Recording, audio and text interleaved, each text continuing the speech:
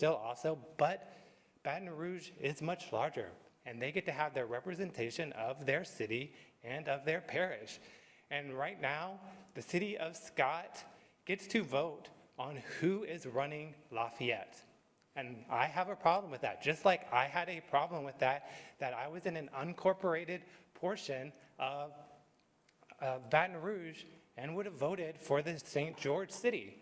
If you are here on this thing, and if you were living in East Baton Rouge Parish and would think that St. George should be their own city, why do you not think that Lafayette should be able to represent themselves in their own city limits? And that's all I have to say. I'm not going to take up more time. Thank you. Appreciate that, man. Thank you so much. Thank you so much. Hey, so last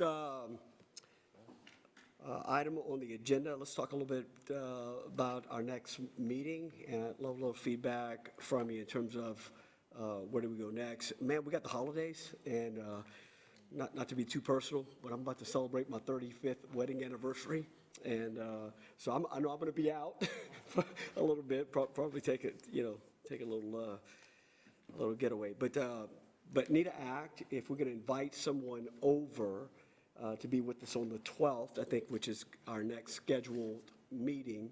Then we're going to need to act, put those invitations out. If we're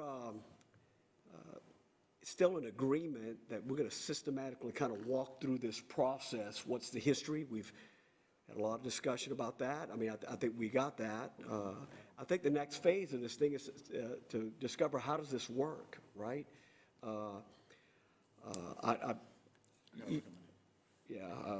So anyway, so I'd love to hear your thoughts. Oh, sorry, Kevin. I would start off with one thing that this whole committee can agree on would be intergovernmental agreements and clarifying and making sure that the city can go ahead and hire their own attorney and pay for it. On the things that we have all agreed on, I think the whole discussion of mayor president and I think, I'm not saying that that's part of the process, but I think if we need to get to the low-hanging fruit, excuse me.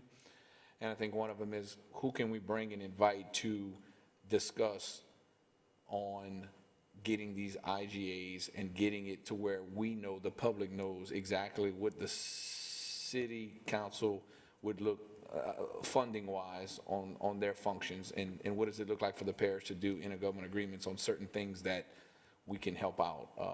I think those are the easy wins. And getting clarification, maybe invite legal over here. Maybe have legal over here to answer our questions and for them to dig and find out,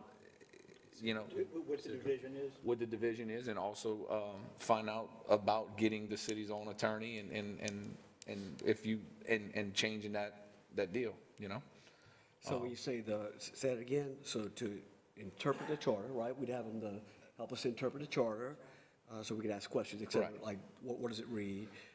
We could talk about the possibilities of IGA. That's what you're saying, right? Like, yeah. What does that look like? Is that even doable? Right. That would be Ms. Weingartner would speak on that. Who? Ms. Weingartner. Wingate. Citral. I'd say Citral, but Laurie Toops too, who does the she does the budget and that, and then Comptroller. yeah. I mean, I would start with that, and again, I'm okay with the city having its own attorney. I don't have I mean, that doesn't, if that's just a current council resolution or whatever we need that we don't have to go to the voters for, whatever we can do on our own, I definitely think we need to address that. And then now that we have split parish parks out of the budget, what other departments could we look at down the line where Laurie could help us and say, okay, this is what it looks like if you go 100% city, and then also talk about with administration on, let's not keep pinning the disputes against us. If it's a city function and if it's X amount of dollars, can we draw up a line or an intergovernmental agreement that says the city of Lafayette and the city council will only vote on this issue, so we can stop having a joint meeting where we're pinning parish and city against each other, when at the end of the day, I don't think the parish needs to be in some of these previous joint meetings. That'd be my recommendation. So, yeah. Yeah, I think that, let's start with something that's positive and that we can accomplish, I think. Yeah, Lauren can maybe help us look at how, what the departments are, what the split could be in You're terms right. of who pays for what, so that. Yeah, it's fair. and look, I want her to tell us straight up if it's gonna zero out something, or somebody's gonna go bankrupt, or we're not gonna be able to function, or we have to make cuts. I mean, I think that needs to be, we need to know. Put it on the table. so Need to put on the table exactly what it, what's going on. exactly. I'm with you. That's my I go recommendation. along with that. Man, go ahead. Should we invite maybe another mayor from another municipality to help understand, because I'm sure they've done IGAs with our Public Works I Department. don't think the mayor's. No, or maybe, okay, we could ask Purvis. I'm just trying, because we're talking about IGAs, how do we figure out how they work with, We have a whole department that does that. Yeah, but- years. yeah, we have a department that does that. Legal would handle that. okay. Do we need legal here? Yeah, that's what I said. I'd have legal here. Legal to talk about the, yeah. So, I mean, you're talking about, that's a lot of folk in one meeting, right? I mean, legal's one conversation itself. I mean, if I was able to talk to just Lori, to me, that's a huge conversation, and Citra as well. So, I mean, inviting all three at one time might be a little more, just one. All right. I think Look, answer. all right, look, so we can talk. I'll put the invitations out, guys, but it's who's available, right? Like, but I got you. So we got three possibilities, right? Legal, Citra, as well as Miss Lori, Toots, right? Yeah, very good. Awesome. I think when it comes to the legal representation, I think unless it's changed, when I was here, we had a legal budget. So I think it's up to the mayor president to say, okay, I'm going to devote this much of the budget to a city attorney, this much to a parish attorney.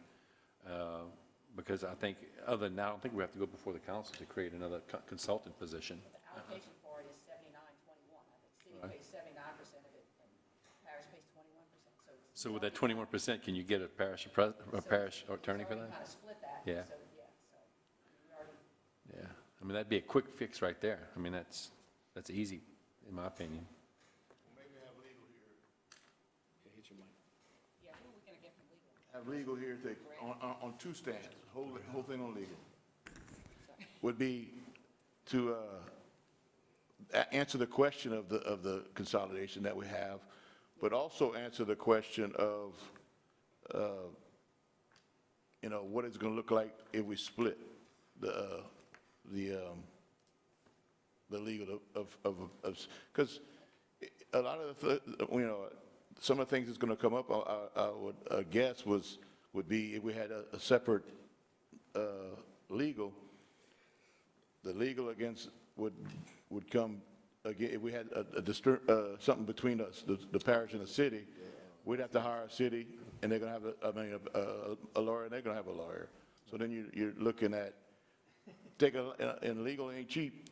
I think if we figure out the city's things to vote on, right? I think the only way the lawyer stuff, if we bataille, right, in French, you tete-a-tete, head on head, I think the only way that comes into play if we don't settle the disputes and making sure that the city gets to vote on what they want. If the city votes on what they want and they feel like they should vote 100% on their own and the parish shouldn't be involved, if we can identify what we should have a joint meeting on and what we shouldn't have, then I don't think there would be any reason for a city attorney to go after a parish attorney, If you can identify those splits as far as for what qualifies a joint meeting, because we never did get to that. What really and truly is a joint meeting, I think it's all, well, because of the money's commingled, we need to figure out a different solution on that, and that way you stop the fighting. That's the only way the two lawyers, I think, would have a problem would be if the city said, you know what, I don't think it's fair that the parish just voted on this. And the parish says, well, I don't think the city should vote on this. That's when you would pony up and cause this big old headache. But I think if you can eliminate that, if we know exactly what's a city vote, what's a parish vote only, and what's a joint, then I think you save the lawyer fees. Well done. This is just food for thought. Being that we're looking for someone that's going to give us some background, some history, maybe we look at bringing in an attorney that handled the consolidation to begin with, maybe either Steve Dupuy or Mike Hebert.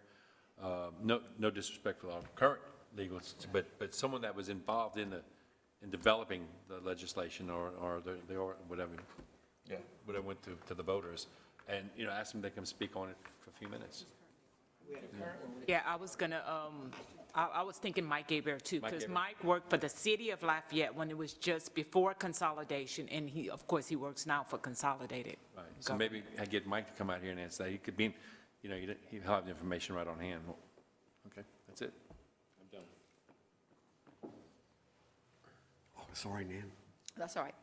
And I'm thinking legal, we're not looking to kind of blow up the legal department. I mean, it's still going to be a legal department because, you know, there's still a lot of stuff that legal does that's not disputes. I mean, it's Lafayette, you know, is basically it's the planning stuff that's within the city. We need legal for that. So I'm just, and really the legal thing was just for those special projects that's what the argument was when we first wanted to hire our own attorney, because we interpreted the charter to say that we could use them for special situations. So I'm not sure, you know, we'll have to talk more about how we do this legal, but it was really like for budget time, we wanted to have maybe an attorney, maybe, you know, for certain times. It's not like having another person, like we said, sitting back there, that's just the city attorney. No, because we have representation. Paul Escott does a lot of stuff for the city in terms of ordinances that we do. So it's not like we don't have representation, but it was just if we're talking about hire legal, just so that we have an opportunity to have for special situations where maybe, again, we didn't agree with the legal, response we got. We just wanted another opinion. So it wouldn't be an ongoing two people sitting over there, one for the city, one for the parish kind of thing. So that's something we can talk about as far as how that goes. So. Well said. All right, well. Make a motion to adjourn. Got a motion to adjourn, the second? All right, meeting adjourned. Great job, guys. Yes, where am I at?